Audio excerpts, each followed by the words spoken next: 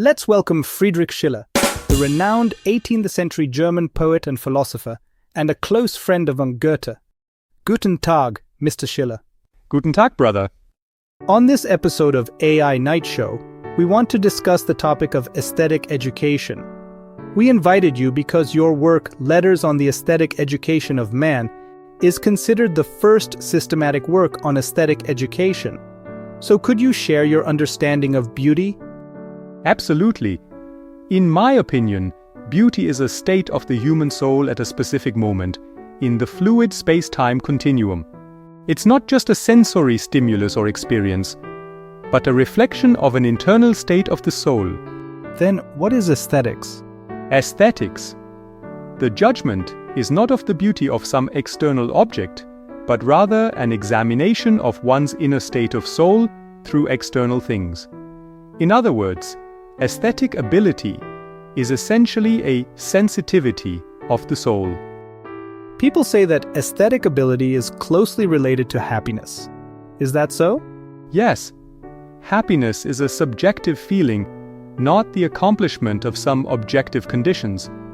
For a person to lead a happy life, they must not only have the ability to create conditions for a happy life, but also the quality to experience it. In today's materialistic society, people don't seem to be happier.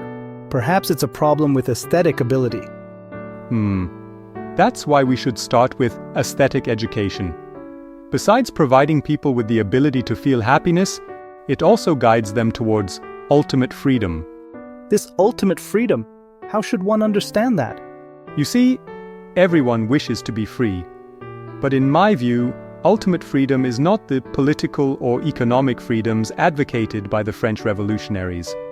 It is freedom based on spiritual liberation and a perfected character. By cultivating aesthetic ability, individuals can better understand themselves and society, thus more freely determine their destiny. I can understand your definition of ultimate freedom. But I have doubts whether aesthetic education can truly bring ultimate freedom of the soul. Aesthetic education allows one to realize that one not only exists, but can awaken. In the process of aesthetic experiences, reading great books, watching great art, listening to moving music, the ultimate beauty one gains is in the form of freedom.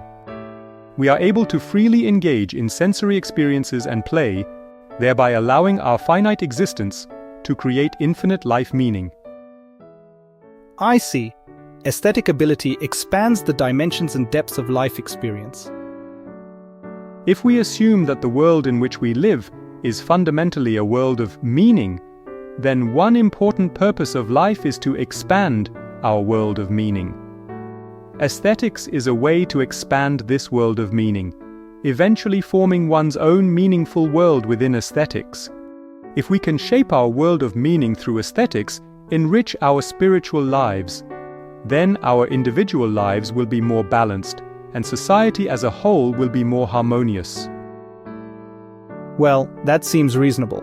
Whether or not aesthetic ability can lead us to ultimate freedom, at least it is one of the important means for us to pursue spiritual growth.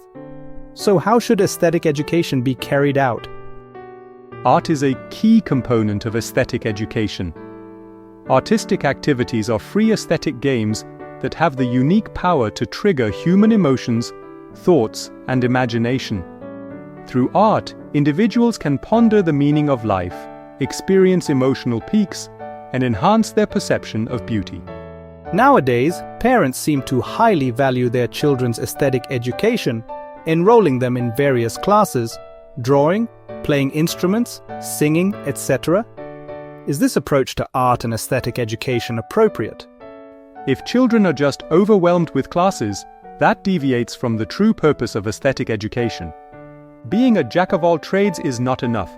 For real effects of aesthetic education, children should focus on one art form, persist in learning it, endure the monotony of repeated practice, polish their works and life, and thereby form a high standard for themselves and a poetic attitude towards life.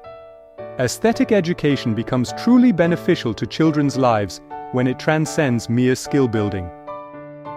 Thank you for your advice. No wonder people say that the best gift for children is to cultivate their aesthetic ability.